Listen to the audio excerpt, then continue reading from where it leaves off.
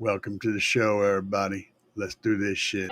Step one, wake up early, gonna rise with the sun. Step two, get some good, some food in you. Step three, think real hard about what you wanna be. Step four, everybody just do your thing. Wake up, today's gonna be a good day. Wake up, today's gonna be a good day. Wake up, today's gonna be a good day. Wake up, today's gonna be a good day. Wake up, today's gonna be a good day. Wake up, today's gonna be a good day. Wake up, today's gonna be a good day. Wake up, today's gonna be a good day. Yo, set your affirmations, aspirations. I got shit to do, the aftermath of preparation. Good food, good mood, blood in circulation. One step at a time, yeah, that's how you make it. Set a goal you control and the steps you take them. I try to pick one thought, have some concentration. And if I make a mistake, it's called education. I try to do this every day, call it replication. Wake up, today's gonna be a good day. Wake up, today's gonna be a good day. Wake up, today's gonna be a good day. Wake up, today's gonna be a good day. Wake up, today's gonna be a good day. Wake up, today's gonna be a good day. Wake up, today's gonna be a good day. Wake up, today's gonna be a good day. So life ain't easy, yo, I think there's a reason, though. Ups and downs, just like every different season, yo. Sometimes I'm high, other times I'm barely breathing, though. You always gotta fight and hide from the demons, yo. Negative thoughts are poison, they rot. Head full of flies, so here come the clouds. I'll never stop unless I can swap all the bad, feeling good in my head when I'm lost. Yeah, so I'ma fake it till I make it. Positive thoughts are overtaken, I got patience. One day at a time is how you operate a cadence. A flow, you grow, you show yourself a foundation. Stay away from all the shit that causes temptation. I know that I like to do it cause it's sensation. I live my life in my head like a narration. Don't expect greatness, do my best, man, I'll take it. Wake up, today's gonna be a good day. Wake up, today's gonna be a good day. Wake up, today's gonna be a good day. Wake up, today's gonna be a good day. Wake up, today's gonna be a good day. What's up, peeps? What's up, everybody, tonight? Cheyenne Walden, man, off to work. I'm glad you could stop in at least for a minute, my friend. Have a safe night. I wish I was still working that third shift, second shift stuff, man. I used to love working third shift. Um, yeah, that was my jam, dude. 10 to 2, or not 10 to 2, but 10 to 6. That was my jam. I come home, go to bed, and my wife, we was working, living in this one room apartment, had a reasonably big living room, but that was also the bedroom. And there was a tiny little sliver of a kitchen, and then there was an even tinier little sliver of a bathroom. It had a stand-up shower and a toilet and a sink.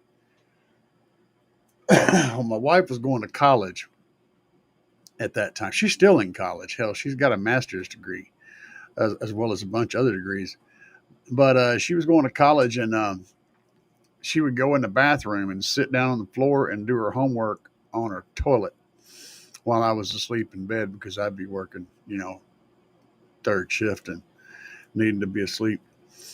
And then whenever she was asleep, I'd go in the kitchen, in that tiny little kitchen, and work on RC stuff when I wasn't at work. I'd have my RC car set up in there.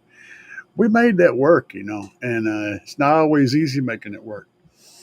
But yeah, I love third shift. I always like going in when the bosses are all home and everybody, it's just a handful of people, and you're all able to actually focus on doing your job and not stressing out over a bunch of goofy drama that's always going on during the daytime.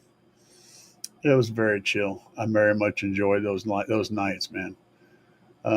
That's why I like driving a truck. It's the same thing. I was able to get out there and do my thing without having to worry about all of the nonsense that comes with, working in a freaking office or something. Ain't nobody got time for all that drama. White Rambo, what's up, White Rambo? How are you today? Cheyenne showed up. White Rambo showed up. El Fuego from the Pacific Northwest. What's up, El Fuego? Franco Quade's in the house. Jason E-Wing is in the house. Every time I see your name, I always think about the East Wing hammers. You know, that brand, East Wing. I used to use them a lot. And every time I see your last name, I always think about those damn hammers. So I'm trying to start calling you Jason Hammer. Let's see here. Fuego says, my 84 Accord was never the same after the fire started. Yeah, it's a little smoky, wasn't it? That's a fire starter, baby. Yeah, no kidding. Cheyenne said, yeah, I love my car. The back to Equinox. Hell yeah, man. Um, 10 to 6. Yeah, see, that's it. You're working that 10 to 6. Yeah, yeah, yeah. 100%, my friend. Let's see here. Franco Quaid. I don't have it hooked up, my friend. I do have it standing over there against the wall. I had it hooked up temporarily in the kitchen for the video. If you guys watched the DSP video I shot, um, the problem I'm running into is, and this is the thing I got to solve, is where to put the primary right and left speakers. You see, across from me in my space, there's a closet, a big ass closet. And there's room on both sides of the closet. The problem is one side of the closet is where the door opens. So I can't really hang anything behind that door. And then there's the closet. And, it's just a crowded space in here. So you guys notice my new view. We got Big Jeff. Well, he's not Big Jeff. He's just Little Jeff. He's Bony Jeff, actually. I don't know what to call him. He's just Jeff. But he's chilling out. His name used to be Bones, right? But I was in here positioning him and working and putting the shirt on and all this stuff. And I kept calling him Jeff. I just started calling him Jeff. I was like, hold on, quit moving, Jeff. Be still, Jeff. And all this crap. Hold your arms up, Jeff. And so his name just became Jeff. And I said, screw it. That's what we're going to call him. But yeah, back up there in the corner, I got the kicker hanging up there. And then over there behind Jeff's head is the Sony Explode. Hang on just 1 second here. Let me see if I can drag up something here. And we'll try to adjust this. There you go. See, there's the Sony Explode up there above Jeff's head. It's exploding. It's not on fire, so that's a plus. Y'all say hi to Jeff. He's got a skull bandana on. I thought that was kind of funny. A skeleton with a bandana of a skull. And he's sitting on a subwoofer, and the subwoofer I'm using in here. And that is a Hyanka 15. It's not their best one. It's the one down from it. Their very best one you can't hardly get anymore. They pretty much don't have in stock. It's the one down from it. It's like a 1500 or 1000 or 1500 watt RMS sub. Pretty solid sub. Sounds freaking great in here, man. Get Jeff back in the picture. Let's see here. 10 to 6. It's quieter at my job. Yeah. Well, that's all good, man. I showed my husband your system in the videos. Cool. Awesome. Glad you did. Get a kick out of all that stuff, man. We do our thing, man. I have a ball with this stuff. I mean, I don't even know what I would do without the car audio world and the community and everything. I would just be lost, guys. I don't have any of that. If you said, let's take all of that out of your life, I would just be watching TV or videos all day. I would have zero to do. I mean, I would have zero thing going on in my life. It's really crazy. It makes up, a good chunk of my life. But I got to put that up, the amp rack. I'm thinking I'm going to put it up here behind, like right up here in this area, from about where my finger is here, this direction. back here somewhere. That's where I think it's going to go, and it will be doing its thing. I've also got to figure out. I got so much stuff, and the way my whole setup is, it's hard for me to get anything. I don't know. It's all weird. It's all 3 dimensional, and it's all weird. Um, so no, I did not have it hooked up yet, but I do have. I have it hooked up. I just don't have it. Um, I don't have it playing in here, and I don't have it on the wall. The board's all put together. All I got to do is put power on it, and that's it. And then figure out where I'm going to put those 2 speakers. I want to put them. I'm thinking I'm going to put them way up there in the top corners of the room. It's like, well, anyway, directly in front of me, up in the very corner by the ceiling, there's a little room up there that's over the top of the door.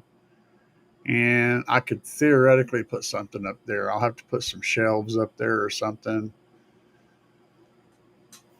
That might be what I do. I don't know. I'm still trying to come up with a way to do that part, but it's coming around.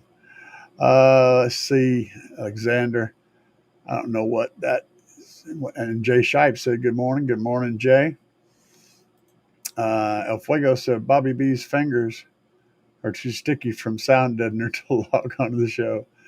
Oh, Bobby will be here. Don't worry. He's just a little bit, he's a little slacking. He's slacking. He's a slacker. Bobby is. He was talking to me earlier. He knows the show's. He knows the show is going up. Probably he's probably milking those goats or something. I don't know, man. He's got those goats out there. So let me see here. I'm going to show you guys something that we're working on. Where'd it go? Here it is. I'll pull it over here and see if I can make this work. So you know how it goes, and I'm trying to use the trying to do different things like a monitor or something, other screens. Yeah, we run into problems. So we're gonna hope that doesn't happen this time. See if I can make this work. Window. Okay, here we go. This should work. Yeah, you guys should be able to see that. Check this out. Now this is a thing. I'm going to start this over. Y'all watch this animation. I'm just going to let y'all absorb some of this. See if you can see what your brains are doing. See if your brains can pick it out. What's going on here? This is something that's potentially in the future, and it's in deep discussion right now. This is an actual functional size and everything. This is all scaled, and everything is, the right scale. Let's run it one more time. What do y'all think about this? What do y'all think about this?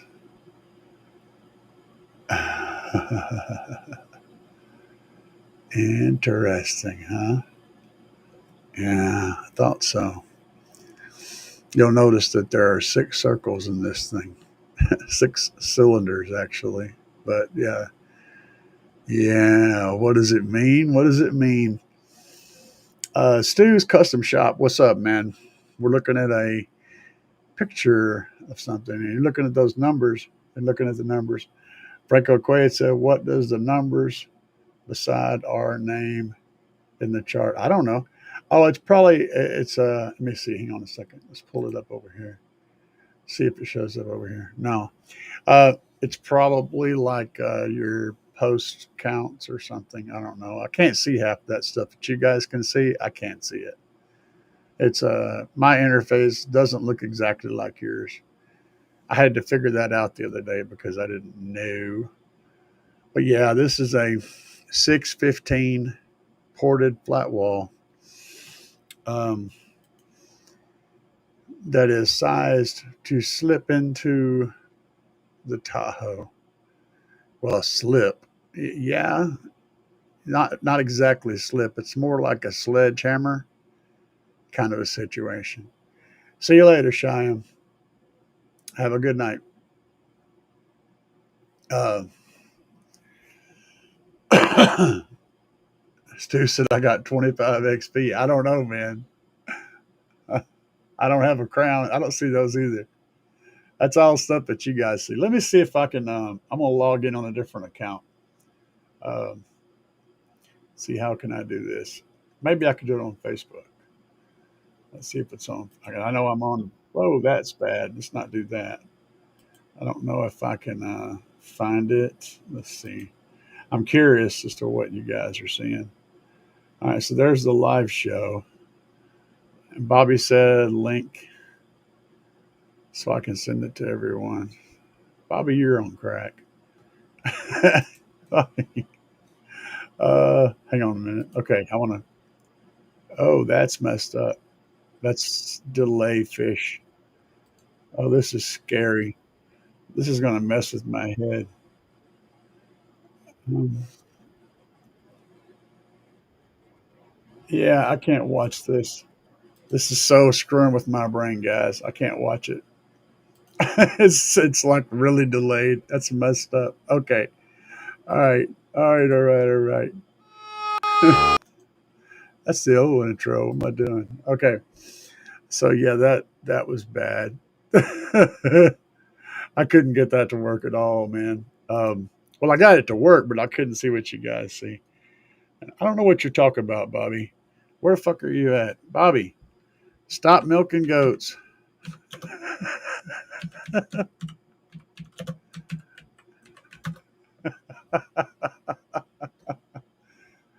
Oh, you guys got a score going on. That's crazy, man. I don't even know. I can't see it. I'm jealous.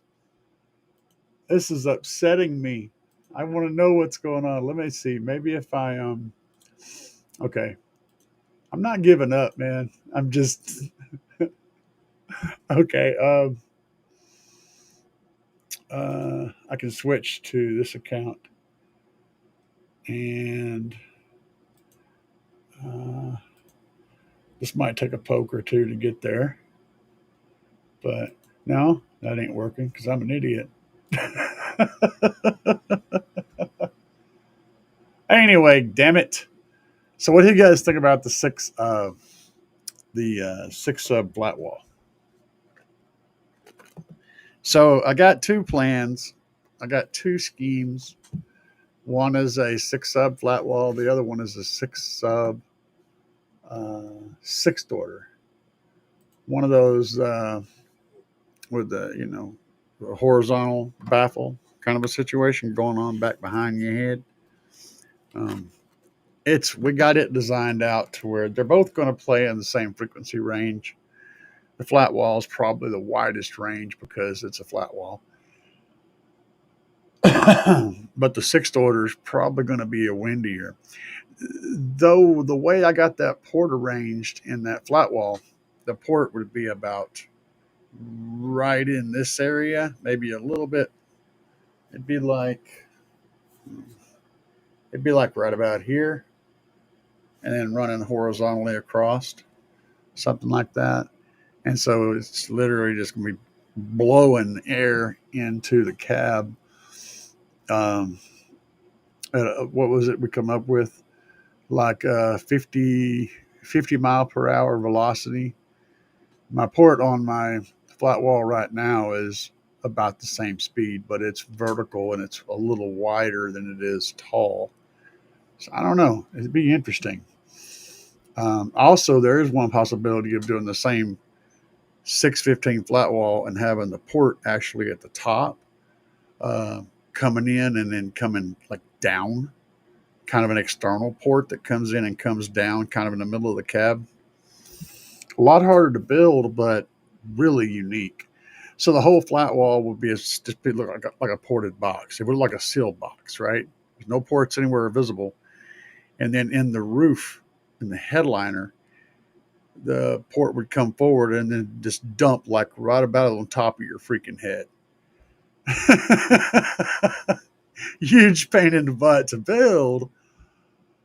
But you got to admit, the port dumping on your head from the top down would be pretty freaking cool. So we got some crazy ideas, and we've been cooking a lot to get these ideas. Let's see. Evening, gents. Yeah. And Sham to work. Let's see. What year Tahoe? 2010. Um, yeah, I got two designs already done. Well, I got one design done, and one is like we're still cooking it. We're not sure how we're going to play it, man. I do kind of like the 75 XP. I wish I knew what the hell you guys are talking about. Next time I get to watch one of Andy's shows because he keeps freaking not doing them, I'll be able to see because I can't see none of you guys' stuff. All I can see is your basic chat information, your names and your chats and stuff. Half the time, your little the little ding dongs that you put the little the little pictures, they don't show up either. I don't know why. Um, Something to do with YouTube probably does, man. Um, it may be something to do with I don't know. I really don't know. We'll find out though. They keep adding new stuff, and unfortunately, streaming through StreamYard, I don't get a lot of that stuff. If I was streaming straight from YouTube, I probably would. I'd probably see this stuff. But StreamYard is a third party, so it kind of messes with that a little bit. Um, Never seen anything like that sub. But yeah, that's pretty intense, dude. That sub box is so tight. So the dimensions on that is 48 inches wide. And we're talking about 315s. That don't leave much, Jack. So the subs are literally eating into the sides. We have to come to the front behind the baffle and chisel out the material at the edge so that the sub can literally go in the hole. They're going to eat into the sides and the top and the bottom if we build this. That port is like a 3x45, 3 inches by up and down by 45 wide. If we put it in the enclosure, it's just going to fit. I mean, it's going to basically be a 3-inch port that runs from side to side, all the way to each side.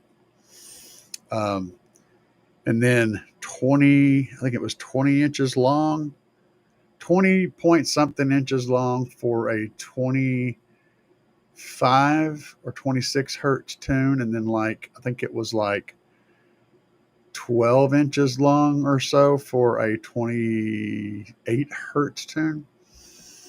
So, yeah, these are just rough numbers, but that's the dimensions. And I don't know how big the box is deep wise, but it's 45 or 48 by like 33, I think, tall. Yeah. And I could do the port underneath, or I could do it over the top, or I could do it straight out the front. If we do it underneath or over the top, it lessens the amount of chiseling work we have to do. So yeah, I don't know. It's just it's a lot of toss ups and a lot of thoughts. Let's see here. Stu said, I have a scan of a 2012 Yukon if you need 3D.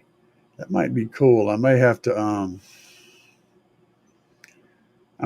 you send me that, and I can send it to the mad scientist, and he can use it to do some cool stuff. That might be pretty cool.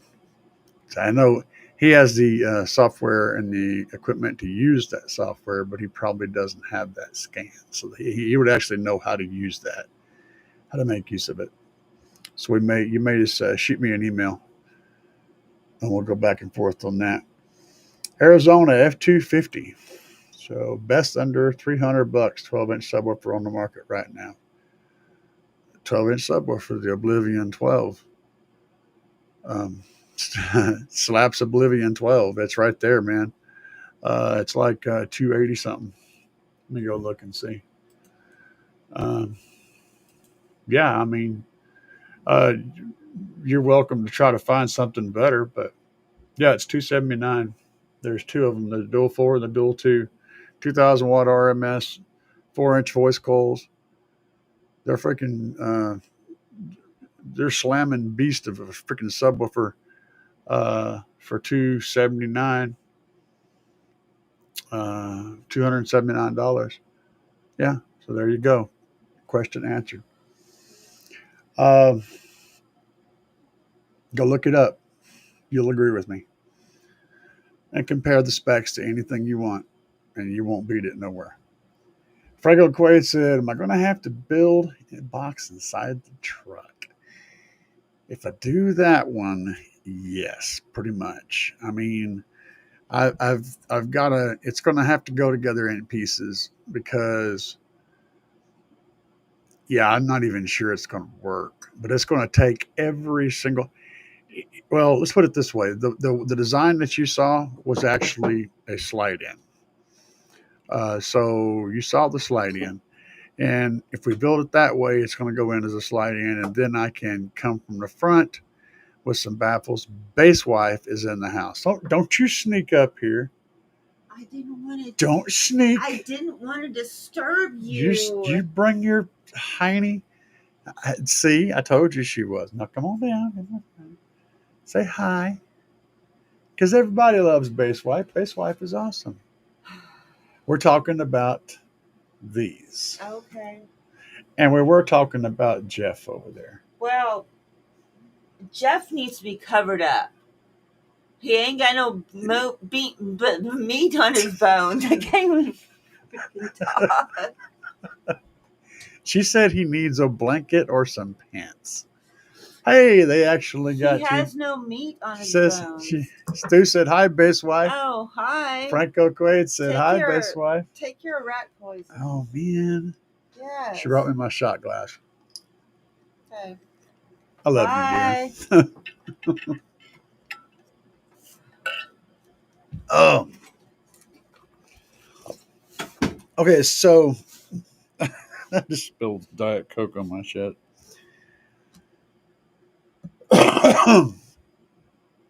Base wife in the house, yeah, baby. So basically, that box that I showed you was a slide in, but that one, if we do that one, we can actually theoretically build that. And I'm gonna tell you, the subwoofer, the flanges of the subwoofers are gonna be the edge of everything. I mean, like they're gonna be hanging out over the edges of the outside of the baffle. It absolutely just barely fits together. It's the circles are nearly going to touch each other all the way across. So the baffle's going to have to be really thick, and then also going to have some probably some 2x4s going from the back of the box to the baffle between each sub, and then I'll have to get in there and chisel out the extra and leave just, it's going to be tight. It's going to be very tight. But the plus side to that is we're putting all that cone area right there. Just right there, man. Normally you don't see a 615 ported flat wall done like that. They do all of them on one side and kind of stack them offset, and then build a big old port. And they're real, they're tuned weird and everything. They're tuned for SPL. I'm not tuning for SPL. I'm tuning for wind, hair tricks, and lows. I love my wife. She's so awesome. She should let me know. Thank you, sir. Cool. On Google Drive. Kicker Comp Q is my favorite sub, but I'm on the SQ side. Comes in at $350 retail. Yeah, I got no problems with the Comp Q. I ran 2 Comp Qs in my Ford Edge for a while. Sounded great. And I had them on a DS18 SQ amp. They had a couple of these SQ amps. I think it was 1800. It was an 1800 watt amp, and it was their SQ series. They had like 3 amps in that series, and they had stupid good specs. Really, really good clean amps. I ran those for a while, and then I had those Kicker Qs back there. they were the ones of the factory. They come from in the box, all pre-built and everything. I like getting those setups because the boxes are perfectly matched to the subwoofer. So if I'm going to run like a setup where I just got a box and I'm building, for music, I usually go with a combo where you get the box and the subs together from like Kicker or JL or somebody. I like those because the box is tuned perfectly for the subs and everything works really well together. I really like those setups. Let's see here. No, Bass Wife is in the house. I've never seen a port go from one side of the truck all the way to the other side, right? Yeah, I know. 45 inches by 3 inches is the dimensions. And that's like, you think about it, once you maintain a 48-inch external constraint, right? That's what you got left. I mean, you got about 45 inches, 3/4 and 3/4 on both sides. That leaves 45 inches. And then you got a 3 inches. So it's literally from all the way from one side to the other. It should be very interesting.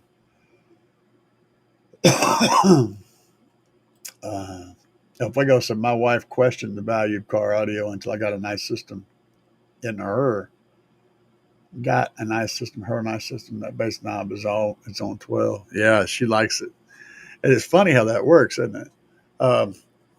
I've known plenty of girls that are bass heads.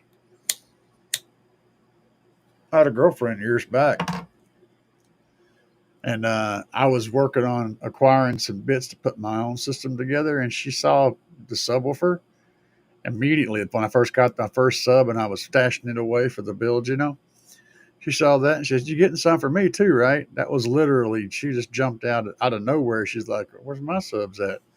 I'm like, "Okay," surprised. I was like, yeah, I'll hook you up, man. And I did too. Hooked her up a nice system. This is back in the day, so things change a lot. I don't remember what I put in there, but I actually put it in a trunk car. It was it was a Dodge K car, like I don't remember what it was called, but it was a trunk, and I went in there and put in a board up under the trunk lid, up under the back deck, the package tray as they would call it. And I had it spaced off so that the springs would work. And then I mounted her subwoofer amp and a mids and highs amp to that board, and had all the wires zip tied up and clean and everything. And then the sub set down in the trunk, pushed up against the back seat, fired back in the trunk. And I had removed the rear deck speakers. I told you I had the board spaced off like a 1/2 inch. So that allowed the subs to get through really good, to come through that back panel back there. It was pretty cool. That's what I did in her shit. I don't remember what I put in her front stage, but I'm pretty sure I had JLW3s in her trunk. 2 of the JLW3 12s, I believe is what was back there. It's been a very long time ago, but the brain remembers car audio. Stu said, "Halfway go, hey, shoot me a pic with a 415 I did in a Navigator. Ran the port vertical down the center." That's what I did. That's what I've got in my Tahoe right now. That's exactly what I've got. It's like, off the top of my head, it's like 4 inches by 22 inches or something like that, roughly. 4-inch wide by like 20 something inches tall by like, I don't remember what it was deep, but yeah, it's support the center, 2 subs on each side. Does the job. My only complaint is I've always wanted the port to hit you in the head, right? I want the port to yeah, I want you to get shot in the head with the port as well as everything else. I want to create as much turbulence and wind and and air movement in the cab as I can, no matter where I get it from. I don't care. I just want lots of air moving around at a high velocity. And so having the port somewhere where it's literally blowing on your head is going to help do that. That's what I'm all about. Um, Living live with Andy. I'm glad you showed up. Now, see, I was just talking crap about you earlier. I was like, well, I don't know. You don't ever want to do shows anymore. So I guess I don't even know what the chat looks like now. They were talking about how the chat had something weird going on with the little scores and XP or something. I don't know. I can't see it though on StreamYard. It doesn't show up on my end. So I said I hadn't been on Andy's show in so long. I don't even remember what it looks like whenever you're chatting on the thing. Uh, so it's all good, man. But yeah, glad you showed up. And Andy says, at Sheets in West Virginia, appreciate the fill-in CAE. Oh, yeah, yeah, yeah. Also, hello, chat. Miss you guys. I will see you this Tuesday with DIY Audio Guy. Oh, we're going to do a little guest spot. Hell yeah, y'all will be fun together. Stay living loud. Uh, Andy just dropped on up in here. Fuego's doing great, man. He's on fire. He is on fire. What's up, ripping and flipping cards? What's up, man? Let's see here, Stu. Stu and Andy going back and forth now. Let's see. Hope you're hanging in there, Fuego. Stu's Custom Shop. Hell yeah, man. Ain't nothing but love in here, man. We all taking care of each other and looking out. Uh, so yeah, that's what we got going on the 615 flat wall plan. Then the sixth order is another story entirely. See, the problem I have with our sixth order design is it's like approximately 13 inches up and down on the top chamber and the same on the bottom. They're almost the same. It's not quite a 1-to-1, but it's close. The problem is there's like 13 inches of space to put the subwoofers in. And so I've come up with a way to come in from the back and remove the back of the box and the front, so I can come in from the back and the front to unload like a blown sub or to replace subs. And then another system for bolting them down, and because you can't really get a drill up in there and screw a screw in the thing because there's nowhere to put your hand. It's like that tight. The downside is all that. The upside is this thing is going to generate a ton of wind and play 24 to 44 hertz, busting your head open. We're looking at probably high 50s, probably up in the high 50s, like 58, 59. That's what we're expecting as far as SPL goes, which is going to be an extreme amount of sound pressure, and still being able to do mid 50s at really low, which is also nasty as hell. The problem is building this creation is going to be tough. So I'm still trying to figure it out. Things are, the processes are happening. Let's see here. And he said, "I'll bring you on soon, bro." Cool. I'd do a show with you, man. I wouldn't even cuss at you like EXO. EXO, he's so funny whenever he accidentally cusses. He's like, oh, catches himself. Guy's so animated, man. I love him. He is just an awesome guy. He's so honest and straight. He's just an honest cat. When you get 100%, you get to him. There's no show. If you guys ever get a chance to meet Bruce, he is exactly like he is in any video. He is nuts, and he's super caring and compassionate to everybody he talks to. He He's sincere and caring when he talks to you. You get the feeling that you've known this guy your whole life, and that he really cares about what he's asking these questions. And he goes, this emotional thing, he just flips and flops and goes from one emotion to the other very quickly, and it is just a really interesting cat. So yeah, he's a great dude to meet. You won't. I say you should never meet a hero, but EXO is one of those exceptions. If you always wanted to meet him, you won't be disappointed if you do. He'll give you an honest time. Uh, let's see here. Stu's Custom Shop. It's been forever. I'm going to be real rusty. You'll be okay, man. You just fall right back into the saddle. As soon as everybody starts asking you questions, you forget about all that time that you've been goofing off. Let's see here. What else is going on in the chat? I'm following this chat. This chat's crazy. Like riding a bike. Yeah, that's right, Stu. One loud Mazda. Franco Quaid said one loud Mazda got a box like that. You can get to the subs from the back. Yeah, I'm thinking about doing what I got in my head is using the bolts that have like two sets of threads. One goes one way and one goes the other. And then I think the one set of threads goes backwards, which allows you to screw the bolt into something and then screw a nut onto the bolt like a stud. So I want to do something like that in the back and create a ring of bolts that stick out, and then push the back on. And the back will also have the port. For the bottom chamber is going to be made into the back, so it can all be removed, because if not, it's going to be in the way.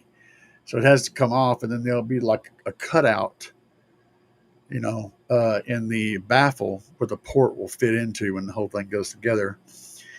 And it goes on, and then you put the bolts on. And I want to use big, huge wing nuts, so I can just tighten them up by hand and crank down on each one like wing nuts all the way around. I think it would be cool. And just if you're gonna do it, just embrace it and explode. Go big with it. Big old wing nuts all the way around, and just kind of oversize them and make them look audacious.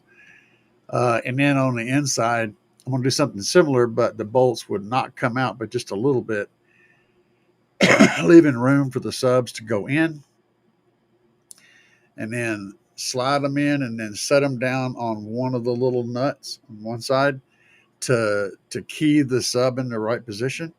And then whenever it's locked in on two of them, I can just kind of drop it on in and it'll fall down. And then I can either have studs all the way around, or I can have a couple of studs and then the rest of them holes for bolts to go into, like a T-nut or something like that. But it ain't going to be no screw gun screws in there, so we're going to have to come up with something else. And that's kind of the ideas that I have in my head. Then, using like a 1/4-inch bolts to hold the subwoofers in, and have a little wrench like a drum key with a deep well socket and a little flat piece to make like a drum key kind of thing. And then use that to tighten the nuts up, and then I can get in there with a ratchet and finish them up, bolt them in that way. This is the ideas that I'm having to come up with to make this all work. So it sounds like it's going to be kind of cool. We're hoping for the best.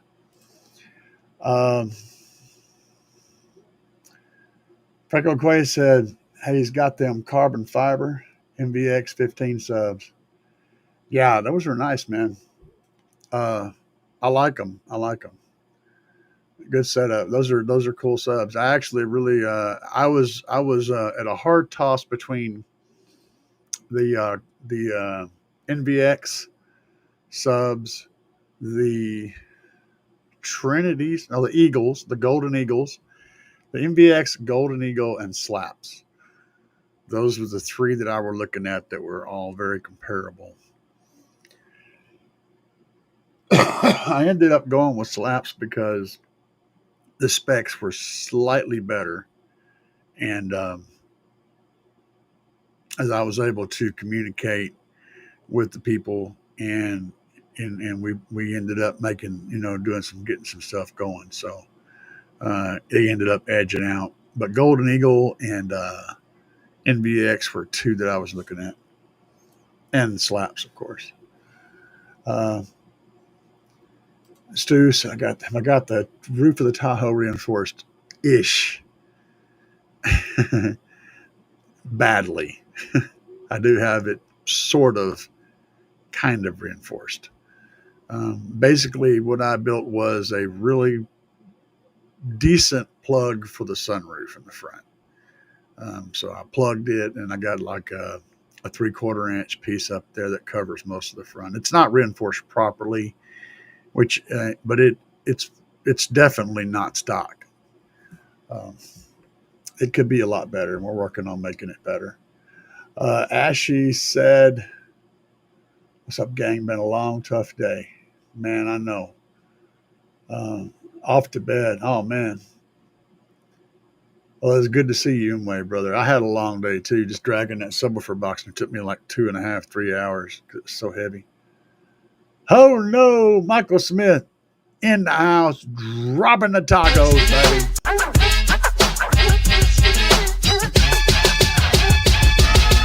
Crushing on these tacos, we buy the Fiesta. Guac on the side, man, you know it's the best.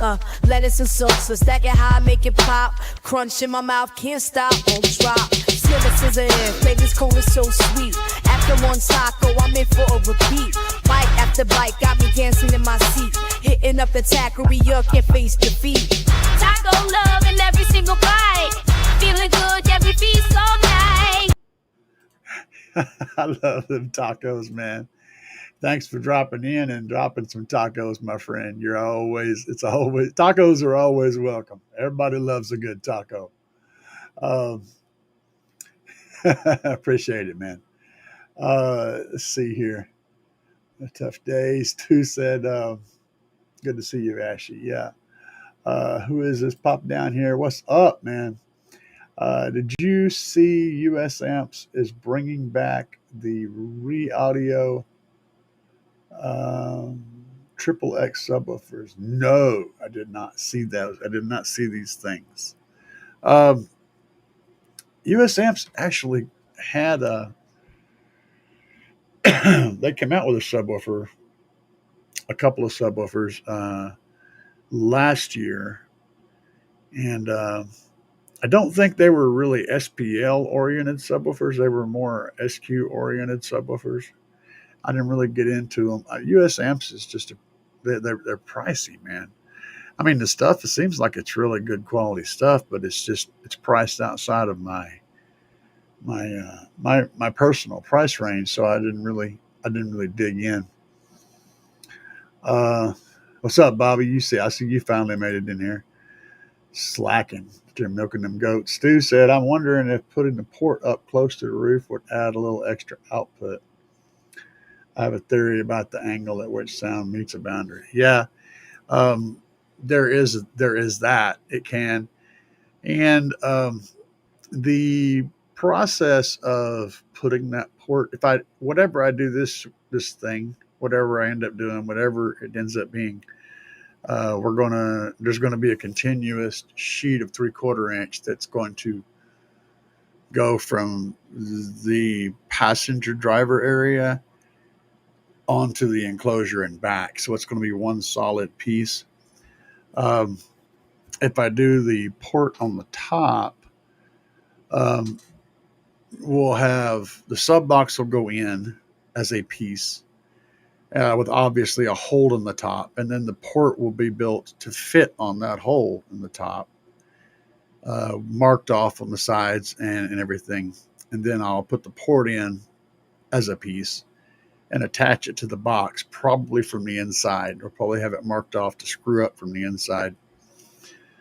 They won't be able to go in as one piece together because there's not enough room in the hole for the whole thing to slide in. But so think of it like a hood scoop on a car. It would be kind of like that. And then the way the roof is shaped is, you got your 48 inches. Well, actually, it's like 52 or 53 inches on either side. But then and it's like 32 tall, but and toward the middle, it kind of goes up at an angle and comes back down like that. So what I'm thinking is, if I do the top the portal, follow that shape of the roof essentially, and we'll create that. So it'll be a little bit hotter in the middle, then it'll die off toward the sides a little bit. That's what's in my brain. I mean, this is all just barely in the planning stages right now, but I'm just kind of giving you the idea of what I got in my head.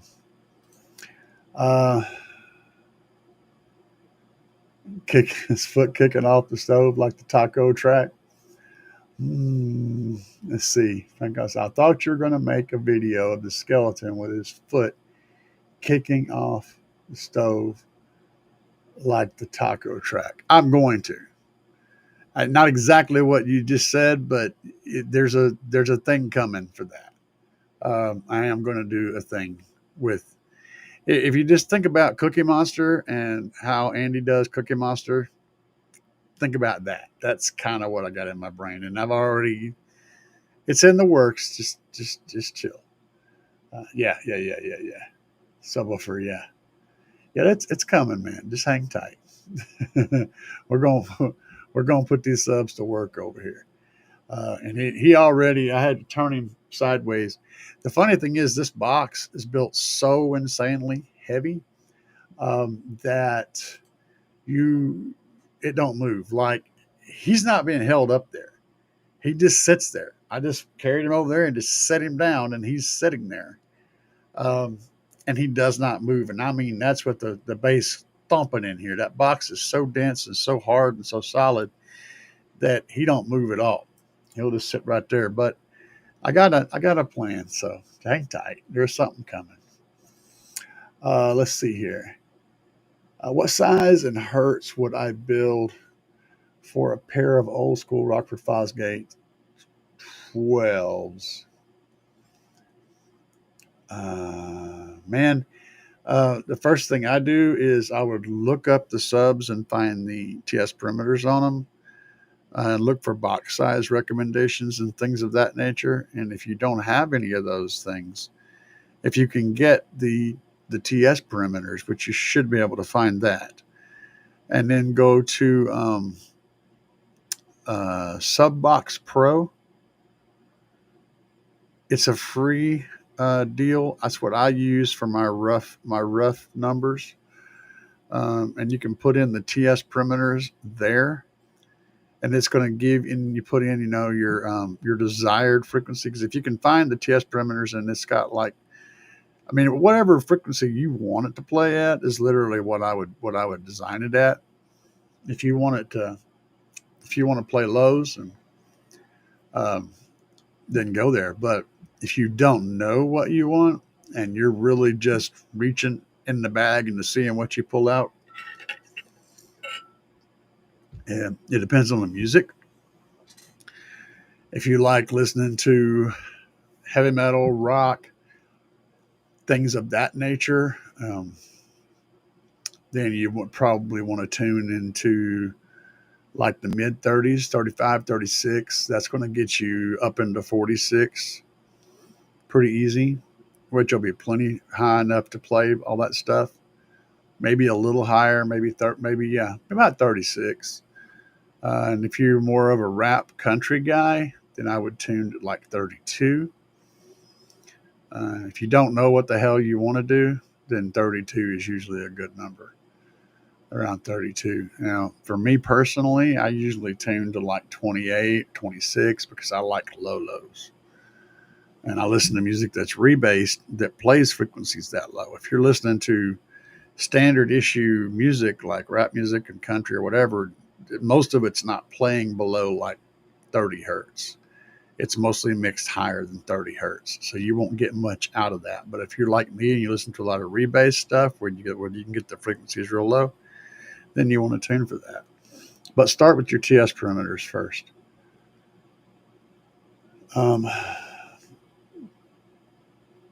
Stu said, I think I've decided to do a large sub infinite baffle on the rear floor of my, that would be fun, of my 03 Tahoe with a smaller sub in the center console forward firing off the firewall.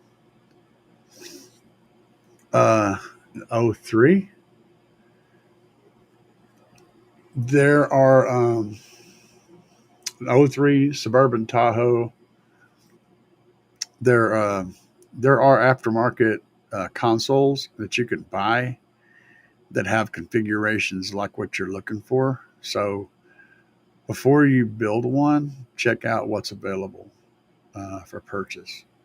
Even if you don't buy it, you can get some ideas for fabbing. Kind of some shortcuts and stuff like that. Maybe you also might be able to find them on a used market. All it is. Check out Console Sub Box for Suburban Tahoe and Facebook Marketplace. You might be surprised. People sell some odd stuff on Facebook, man. But that would be a possible. I know you're probably going to build it. But even if you bought one for $20, it was a piece of garbage. It would be good for patterns. Pulling all the patterns off and everything. So you're not trying to get that to work that fit in. You're already going to be there, and you can just design it the way you want it. If you want to keep it stock looking, yeah, I got you. Use like bed liner to get that texture.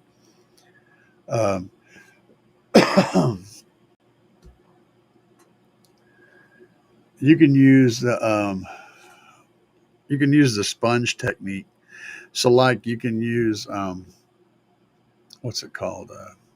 Trying to think. Two-part epoxy. You can use epoxy and get it to where cover the whole thing and get it to where it's starting to get nice and sticky, and then use a sponge to go along and create the little sponge pattern all over it.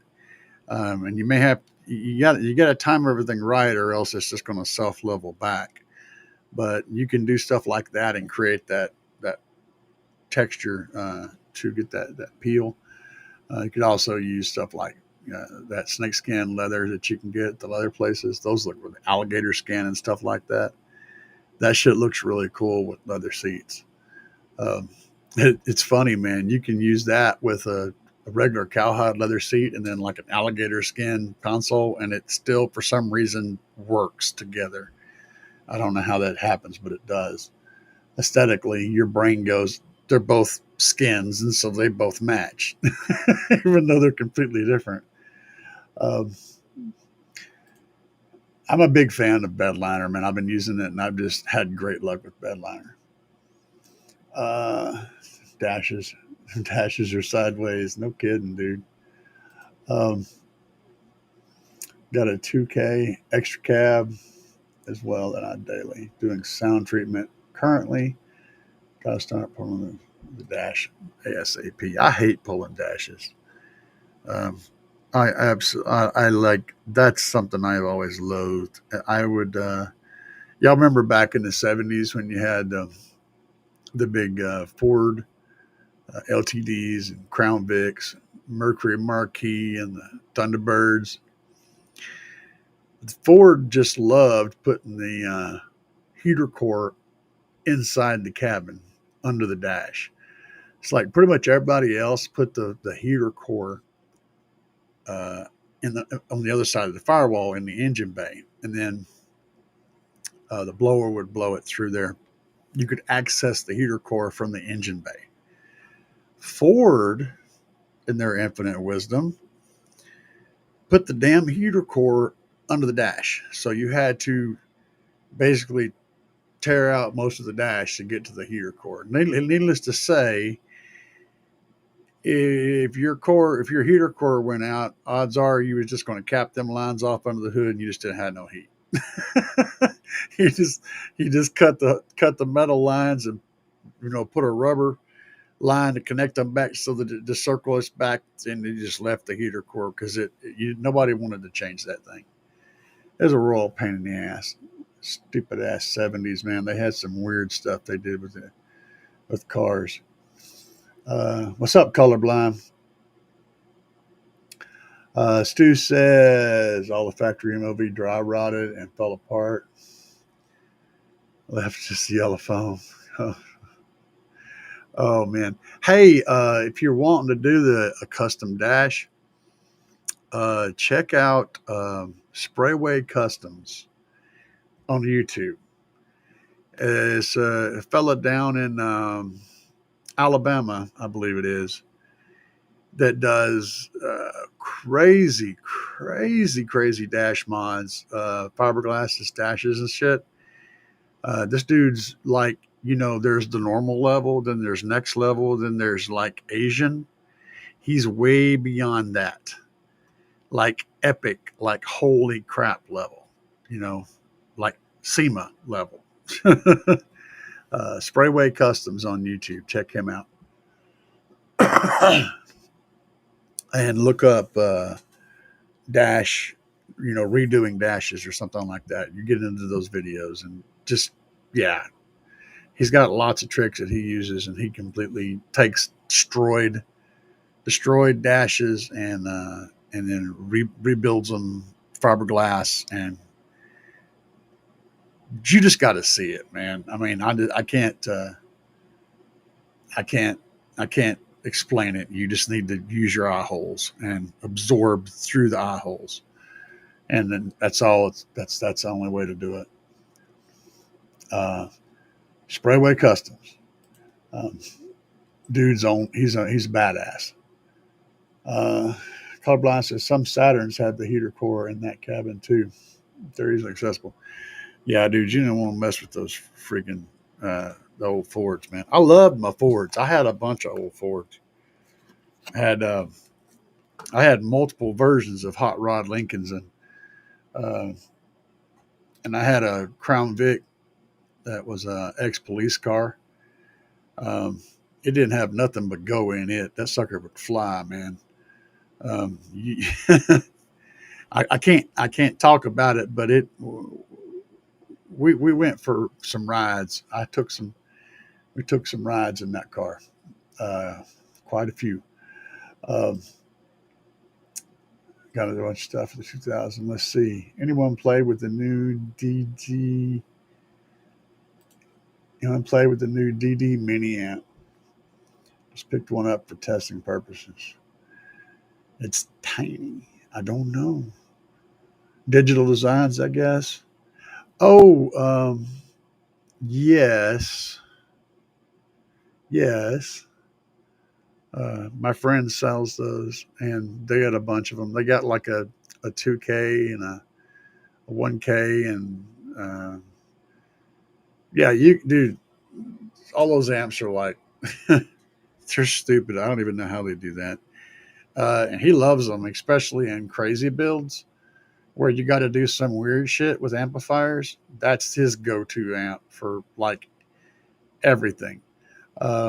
He's been using the crap out of them, and we did even like he did this one thing where they rebuilt this big old bus, and they put it was a party bus, and so they had a TV on each end, a big screen TV, and a sound system and speakers all throughout it, and lights and stuff.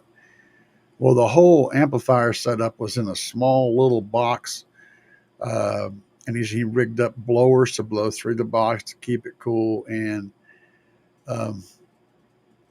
there's a whole bunch of crap had to happen in this thing. It was very complicated because the driver had control over everything, master control, but then the secondary controls were in the passenger area.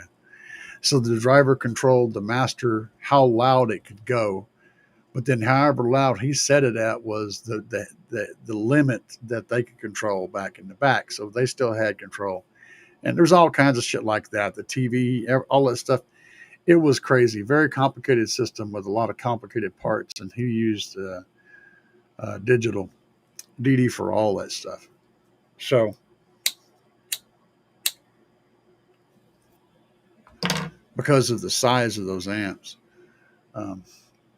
But yeah, Alabama's right next door, he said. Yeah, they are. They're tiny, man. They're tiny. That one I'm not familiar with. Called by I'm referring to the ATC 250. It's about the size of a terminal cup. Holy crap, dude. I haven't personally seen that yet, so I have no input on that yet. But if it comes out of their camp, it can't be bad. Uh, yeah, Stu even likes them. So if Stu likes them, man, you know they're going to be good. um, but yeah, I'm still trying to decide whether I'm going to do the sixth or the flat wall. I can't make up my mind. Did you guys? Some of y'all saw the thing I did with the B2 Audio DSP. $150 for a really good DSP. Well, little piece of information. Something's coming up, and B2 is releasing a budget-friendly 12. It's coming in the near future. And when I say budget-friendly, I really mean budget-friendly. And I'm gonna get one of the first ones in the United States. So hopefully. So we'll see how that goes. And we're going to do a review on it, and you guys can check it out. It may be a new superstar in the market. So y'all need to make sure you subscribe for that. And I don't have a time schedule on it yet. Stu said, wallet. It's going to be a wall regardless, dude. I've already got a wall. It's going to be a wall regardless, man. Saw one of those the other day on IG. Neat little rig. Yeah, I don't know. I haven't seen one yet, so I can't speak on it. But Stu said, "Wallet, be a man." I've already done that, dude. I've got a 415 ported flat wall right now. So you got to be specific. Sixth order, or 615 sixth order, or a 615 flat wall. Now I'm going to tell you, when I went to Alan about this, he actually pushed me to do a 415 sixth order. He really wanted me to do a 415 sixth order. And I said, no, I want 6. And I pay for the stuff. So it's not that. It's not, he actually was giving up the sale because he felt like it'd be better if I ran 4, because he knows the airspace limitations. Well, me and the mad scientist made it work. We managed to I originally was going to do 8. I asked my wife, I said, should I do 6 or 8? She said 8. I'm like, really? But there was no way I could make 8 work. There was not enough airspace. Yeah, in a car. Josh, what's up, man? Hello, just saw this in my recommended. Love the vibe. I have a Denon receiver hooked up to some 6.5 bookshelf speakers, drivers, and the doors. Okay. How do I recommend ducting the doors better than Dynamat? Let me think about that. It depends on what you're trying to do exactly, but usually, if you really wanted to slam them hard, using strategically and carefully, using the 2-part 6-pound foam can get you some really good results. And that, like I said, is strategic and carefully, very carefully.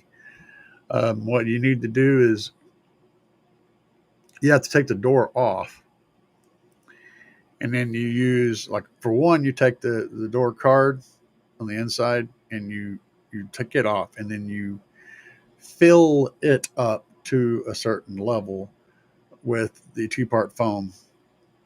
And then you would take the door off, and you can flip it down to where the outside part of the door is down.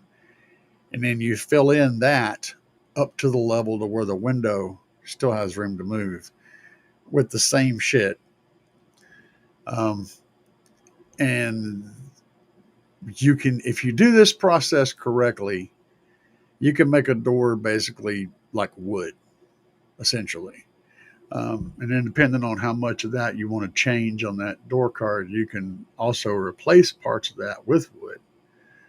These are the things you have to do. It's kind of extreme, but if you want to get any further than using like dynamite on everything, then you're down to two part 6 pound foam or and or wood. It's kind of where you're at. Fiberglass, shit like that.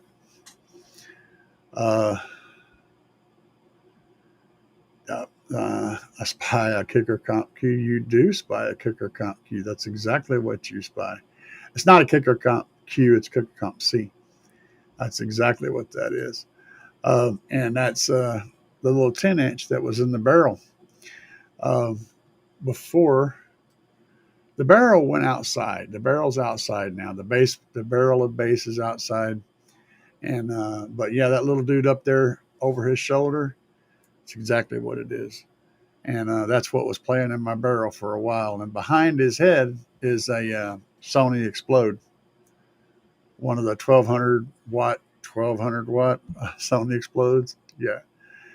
So he's chilling. He's staring, man. Dude's got a look on his face, don't he? He's like, I know something you don't know. Oh, man, you guys have been awesome tonight. Anybody got any more questions they want to hit me with? Hit me up. Comp C's, yeah, baby. That little sub, I was putting. All right, so I put on that Sony Explode up there. I put my 8K on it, and I cranked it up to. Oh, it was probably getting about 4,000 watts. I figured it was going to blow a long time before that, and it never blew. So I finally said, you know what, I'll let you live. I didn't just hammer it to death. That little guy right there, I put 1,500 watts on it, and it didn't care. Just didn't care. That little sub's a beast, dude.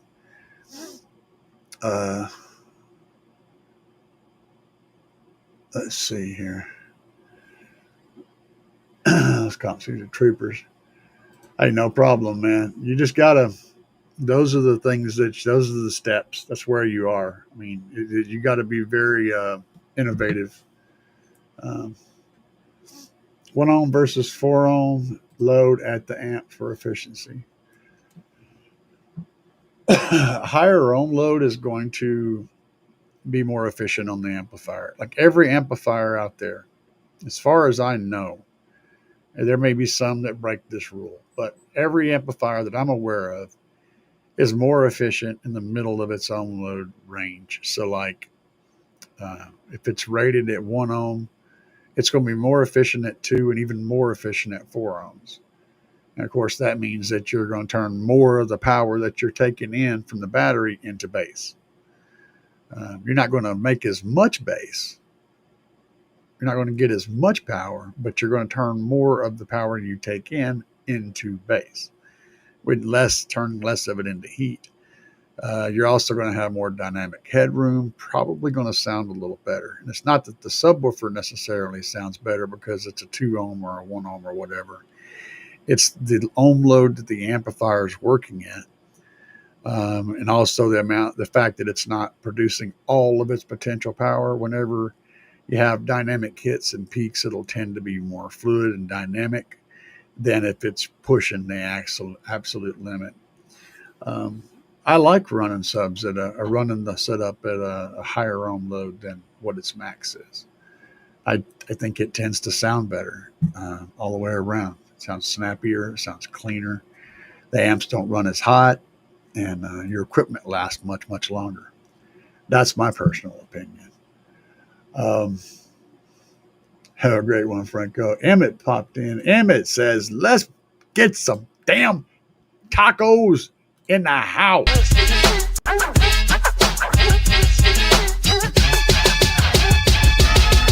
Crushing on these tacos, we buy the Fiesta. Guac on the side, man, you know it's the best. Lettuce and salsa, stack it high, make it pop. Crunch in my mouth, can't stop, won't drop. Slimmers in, flavors cone is so sweet. After one taco, I'm in for a repeat. Bite after bite, got me dancing in my seat. Hitting up the taqueria, can't face defeat. Taco love in every single bite. Feeling good, every feast all night. Emmett said, Emmett said, no question. But I did want to tell you that I finally got those avatars playing for the first time today. Those are some angry bastards. Yeah. Yeah. You got the money, man. You can't go wrong with Deathbont's Avatar. Avatar is a real good,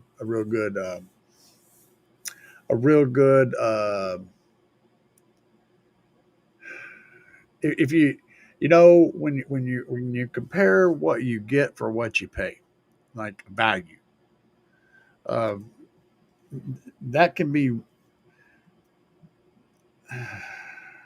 a complicated subject, and depending on what team you're on and all this will vary it, side to side.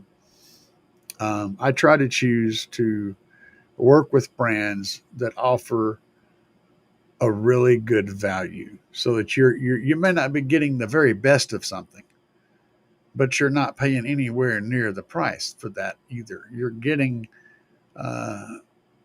for the money that you put into it, you're getting a good return on quality and performance, and you're getting a good return on your investment. That's the kind of brands I like to work with. Deathbots has the lines that work that way. They actually have got enough stuff going on with the Avatar brand and the Machete brand. You can absolutely get into some nasty stuff with really good prices. Don't get me wrong, 100%. That said, I can get you more for the same amount of money with Slapz. So, that's why I'm dealing with Slapz right now.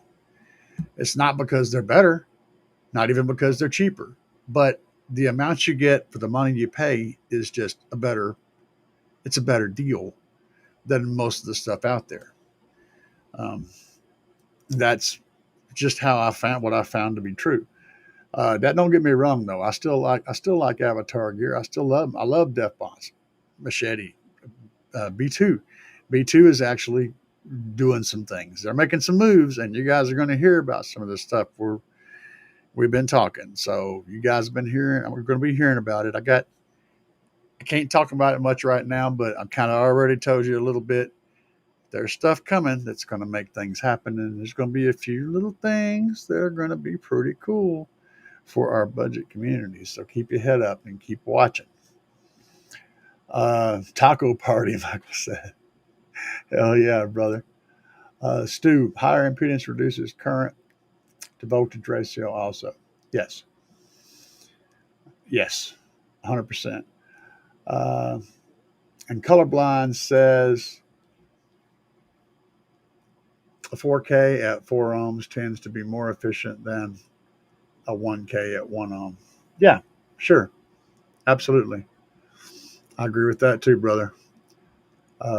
Team Pie, Alibaba. Yeah. Hey, I don't have a problem with Team Pie, Alibaba ants, man. I don't have a problem with them. No, none whatsoever.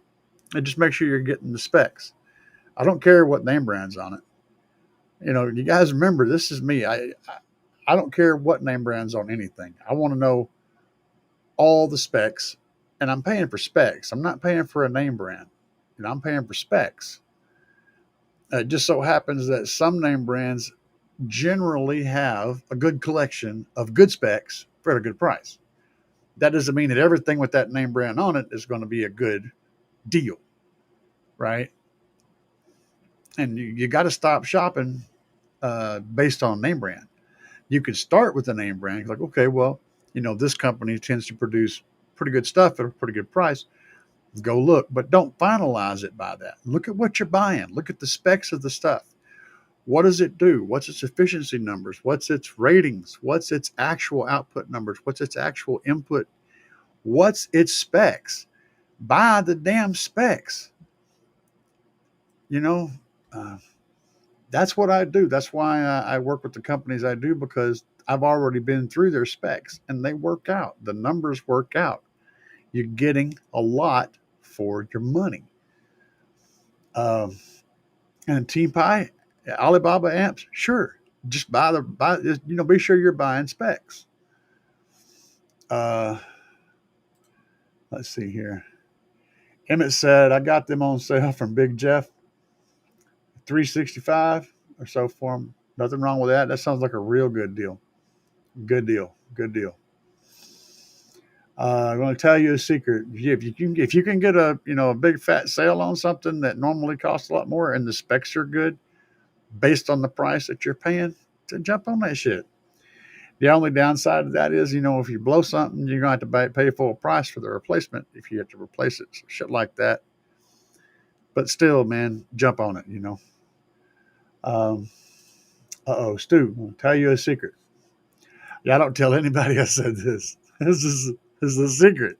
Stu said this is a secret. Those Gothic subs from Walmart are actually decent subs for the money. Yeah, they are.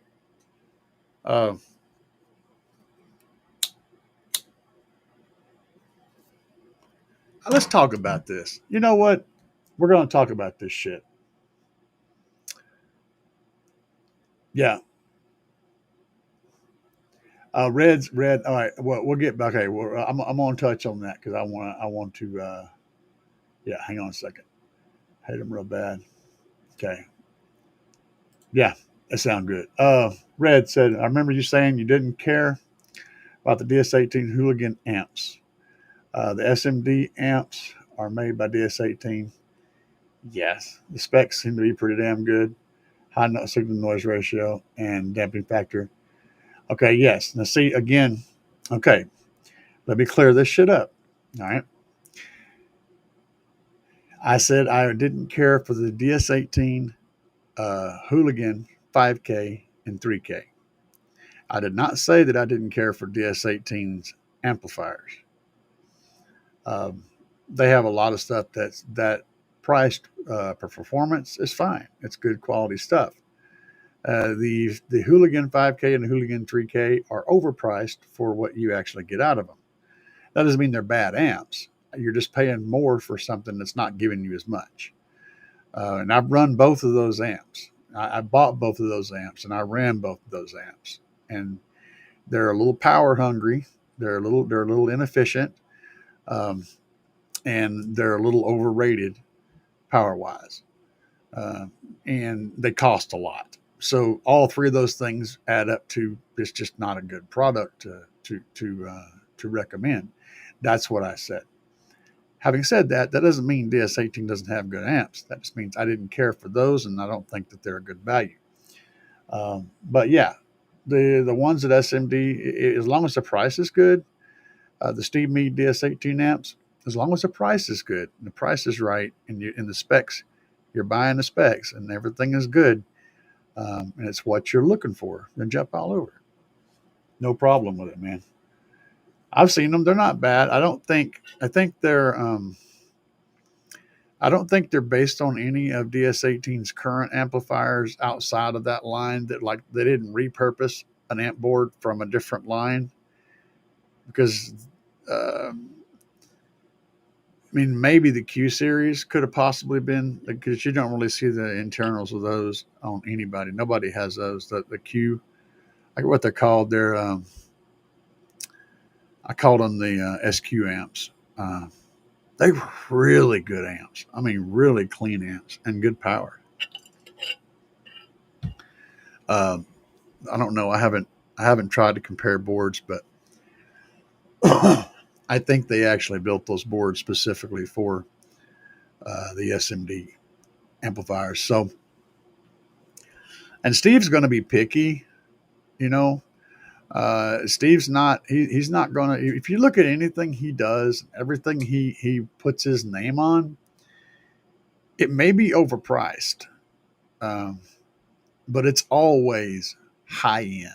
He don't put his name on anything that is not up to a very high level and quality and everything. That's just not how his brain works. And so, if I had to guess, I would put a lot of faith in it. As long as the price is good, then that would be cool. If you can, the price is kind of the killer.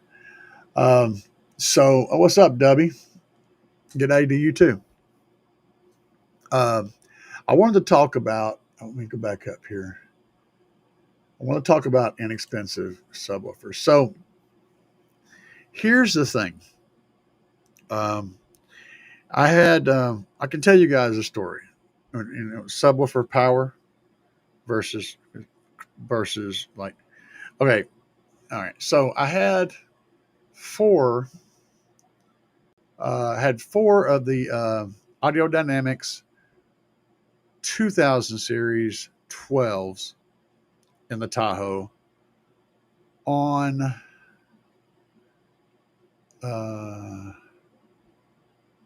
what did I have those on at the time? Let me think about this.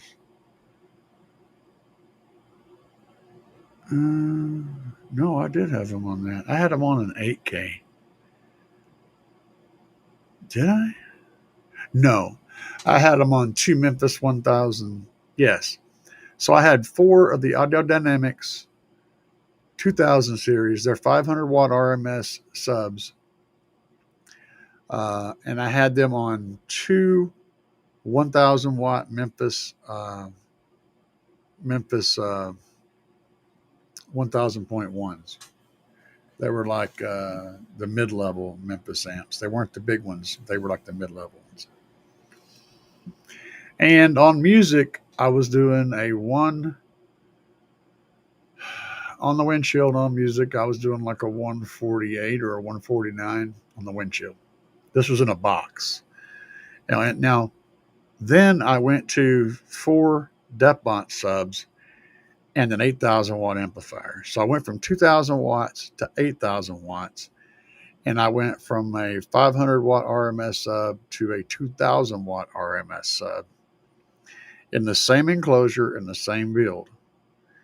And I went from that 149 to like a 150.5. It was less than a dB difference in the amount of output going from 2,000 watts to 8,000 watts. And going from a mid-level SQ sub to a pretty substantial SPL sub. The power needs to match the subwoofer, but more power doesn't necessarily make it more better. You need to be able to move. Here's the thing. You need enough power on the cone to be able to represent the sine wave fully with that cone mounted in the proper enclosure with the right amount of resistance. Okay. It's just that simple. You don't need more because you can only go so far with the driver. It can't just jump right on out of the damn thing. It's not going to work. You need the cone to be able to move and follow the sine wave that's playing at the volume you want to play it at. It needs to be able to follow that sine wave. And if the amp is producing enough power for that cone to follow that sine wave at that volume, you don't need any more power than that. That's just all you need. If you add any more power, or any more amplitude, you're just going to clip the speaker. You're going to create a sine wave that's too big for the mechanics of the speaker to be able to follow it. And it's going to physically hit the end and stop. And then you're going to, every time you stop it, you're going to get hot, real fast, and you're going to melt stuff. You're going to break shit. You don't need stupid, crazy power. You just need enough power. No more. Anyway, I have my rant. Let's see here.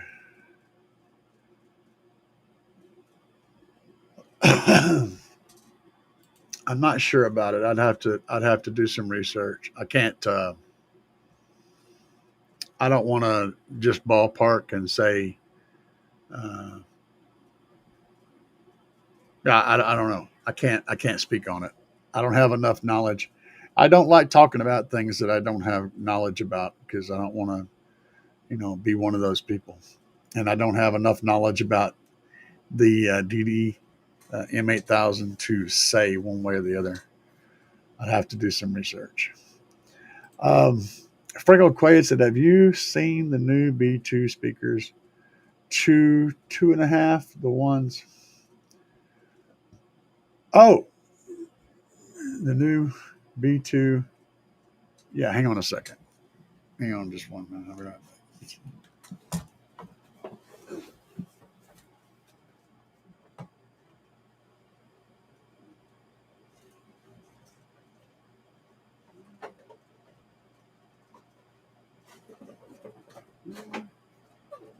No.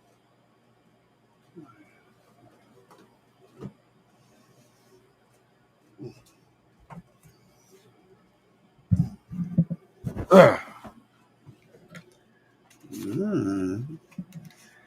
Have returned. Have returned. Mm.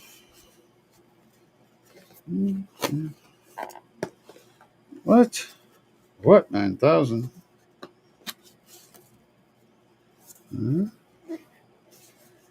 Aha. It's like a Rubik's Cube, man. You mean these little guys right here? These little dudes?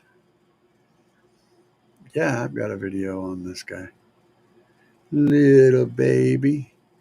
Got the removable ring. I think that's so you can put that from the backside and mount it, mount it down like that. Yeah, the little B2. I think we figured out that it would be somewhere around the equivalent of an 18 if it was full size, which would be one monster motor. You imagine that as an 18? That'd be like a 15-inch motor in circumference. And this thing weighs like a lot. It weighs like a pound. This motor is ginormous. Um, so yeah, I've seen them. Got one sitting right here in the box, man. I got it reboxed up. I'm planning on doing something with it one day, but we'll figure it out. But yeah, to answer your question. And I finished off the lasagna last night. So tonight it's going to be probably, I've actually been craving canned chili. I know who does that. Let's see, consolidate. I'm reading your post, Red. Eventually swap the Zapco Z8. Arcadio Blackburn. I'd have to dig into it. Yeah, Franco, not for me. Cool, but I'll pass on those, right? Hey, Debbie. Stu said, hey, Debbie, Blackbird for the win. Uh-oh, where'd Joe go? Man, stupid thing. Colorblind says, get loud with big setups. It's fun. And all but getting loud with super low budget equipment is a special place in my heart.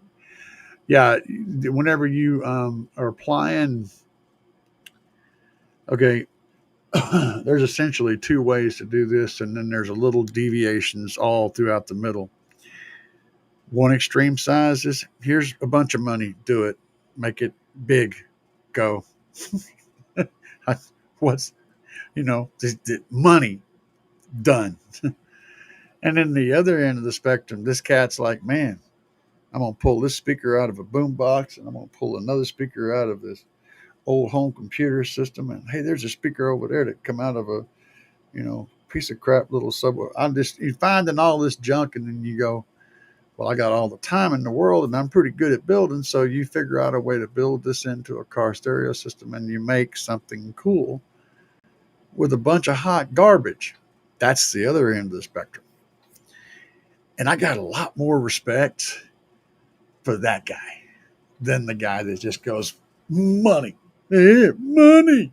I got a lot more respect for that creativity.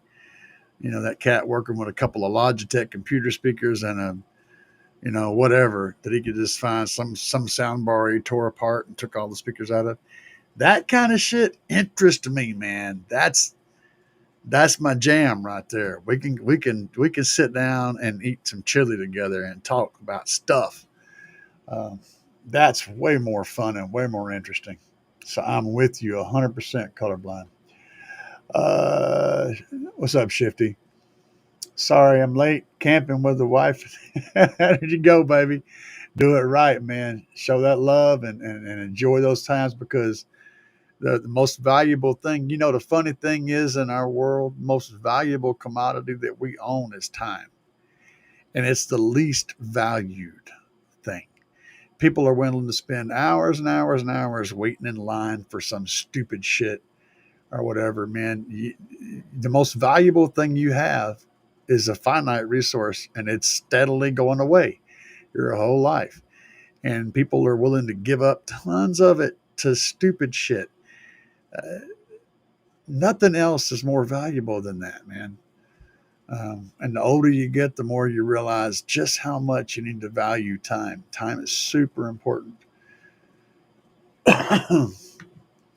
Sorry, I'm late. Camp in and oh, they got the new ones. Oh yeah. I hadn't got those yet. Sorry, Franco said.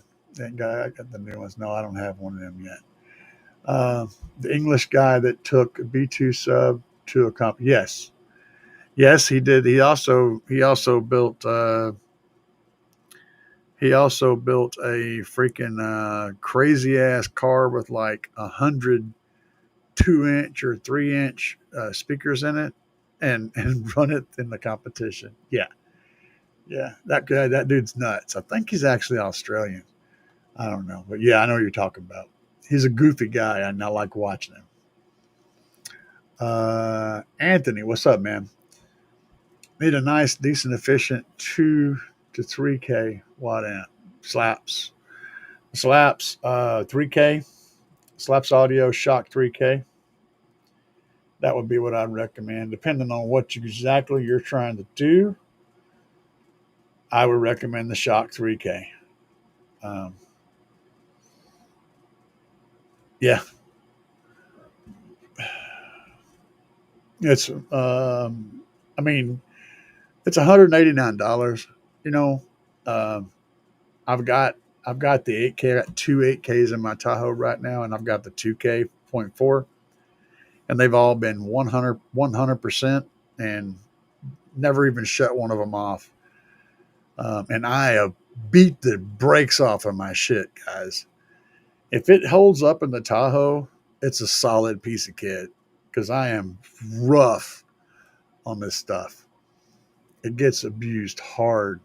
So yeah, my recommendation, the Shock 3K at Slapz. And my discount code is CAE, knock 10% off that price. Yeah, they got another one. Will a pair of those do 150 at 18 hertz? Damn right. he'll do a 60, man, at 10 hertz. Oh yeah, that shit's going around, and I hadn't even seen that video, but I just know how stupid it is. Adam something, yeah, Adam, that sounds right. Freaking insane, dude. Can't think of the name of his channel, but I watch it. I actually subscribe to him. Stu back. Had to go refill my tea. Oh, did you get me some? All I got is Diet Coke. Man, I need some sweet tea right now. Man, you suck. 2.5. I got you. Right. Who's hitting those lows? Big Jeff showed him today. Oh. Want to get him. Gonna get him. Beans or no beans. I actually prefer beans. Chili ain't chili unless it's got some beans in it. You know, it ain't got to have a lot, but it's got to have some beans or it ain't chili.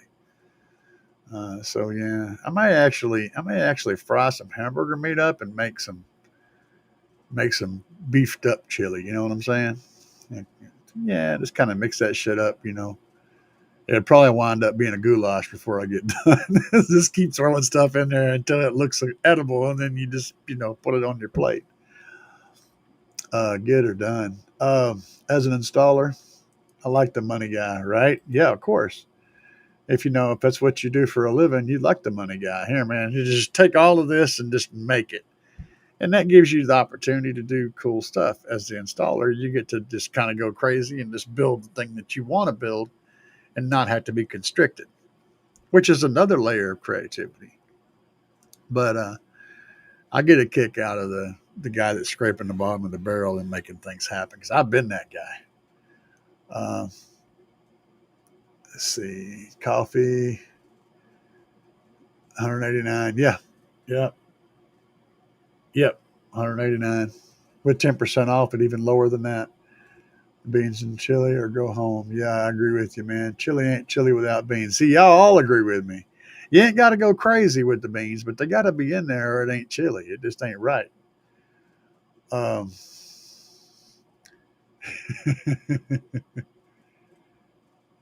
Adam, he said, it ain't really tea, it's just brown sugar water. Yeah, look, dude, I'm from the South, man. Back in the South, you can stick your spoon in the glass and that shit will stay standing up. It don't even fall over.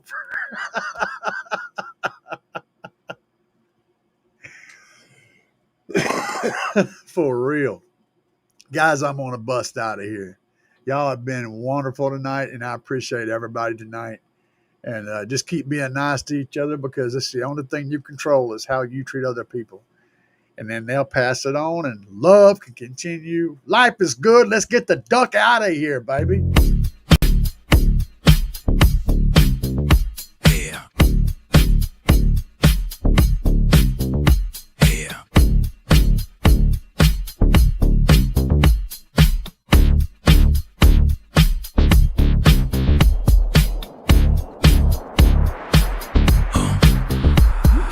Out here banging up and down the street, slamming it to the ground. Big subwoofers are getting loud. You can feel the booming sound. Getting ready to go. Got it shined up for the show. Power's charging, amps are amping, gonna let the woofers blow. Another one bites the dust. Another one bites the dust. And another one goes, and another one goes, and another one bites the dust. We got more at home. Another one bites the dust.